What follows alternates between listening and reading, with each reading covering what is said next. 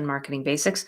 Okay, so I just did a writing workshop with a group of people, a ton of great content in there, and I want to take a chunk of that and share it with you today. Is that sound good? Is that okay with you?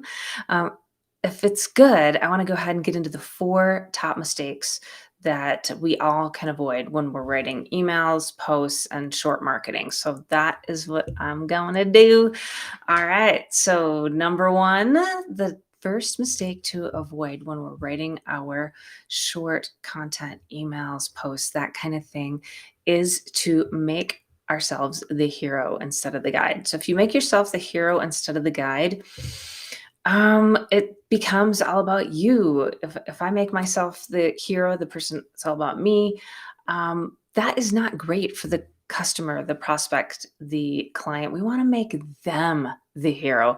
We get to be the guide. Okay. And so one example that I saw that was just told it, so clearly is in the Story Brand book, where they talk about Star Wars.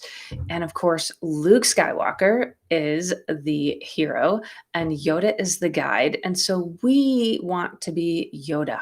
We want to be the guide with the knowledge that's helping our client, our hero to succeed. We're guiding them and let the client, the prospect, the customer be that hero. And so, whatever you're working on, if you're talking about your product, your service, whatever the thing is, it's all about helping your customer, your client achieve their goals, what they want to get to.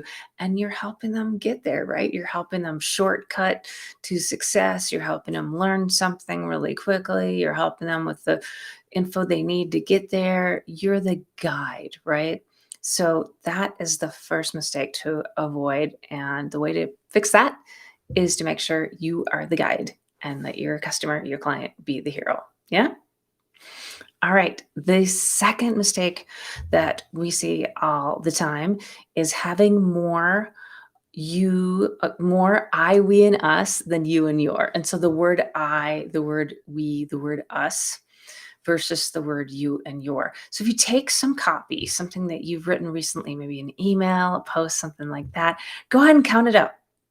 So when you count that up, if you see the number of you and your, just for example, is 2, and the number of I, we, and us is 8, just for example, that needs to be reversed. And so just think about when you meet somebody new, and if they're talking about themselves and I'm this and I'm that and we're doing this, after a while that gets kind of difficult and not fun. So we need to talk about our customer, you and your, as much as possible in our content. Now that is a different style from writing press releases and other things like that, where it's a whole other style.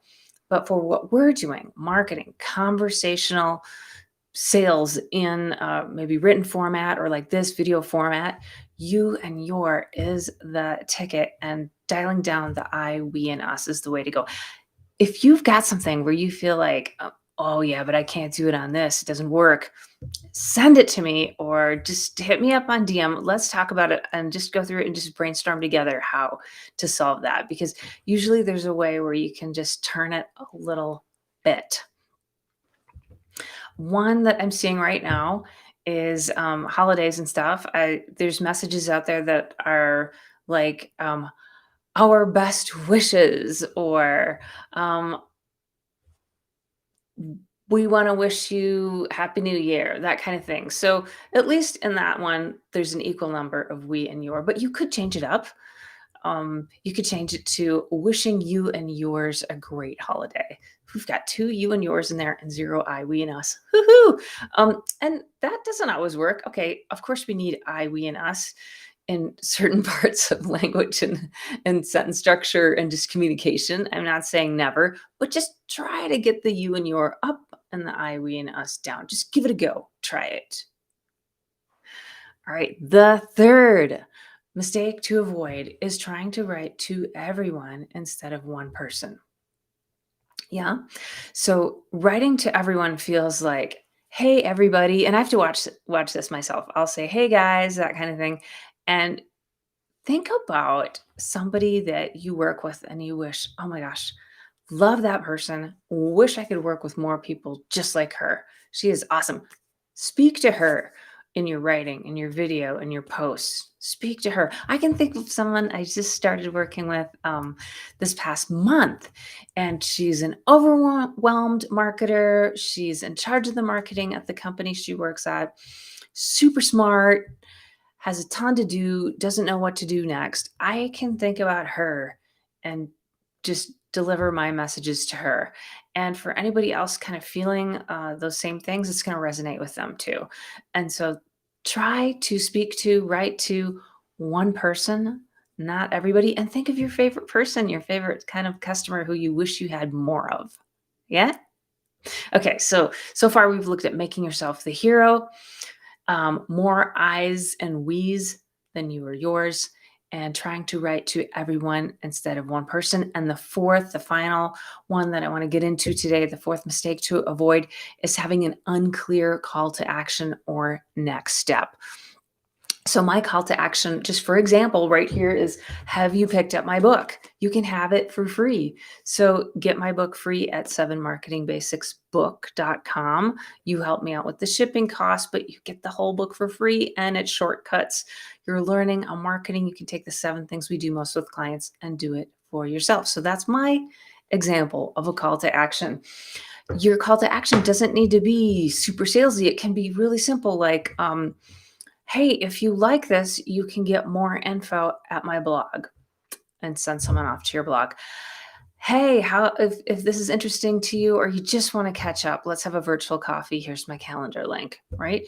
Or, hey, I've got a special right now. Here's the price. Do you want to buy? So you can be any kind of range of things there. Just make it really easy for someone to take that next step in working with you.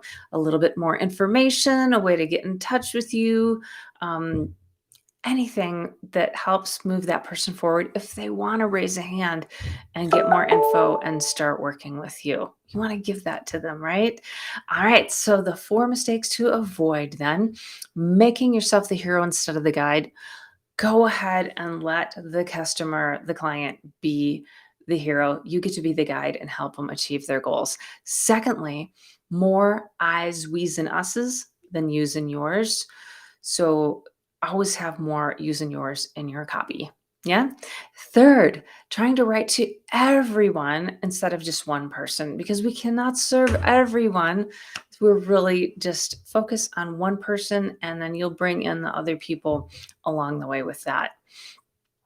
And finally, unclear, like not having a next step or no call to action in the post or email.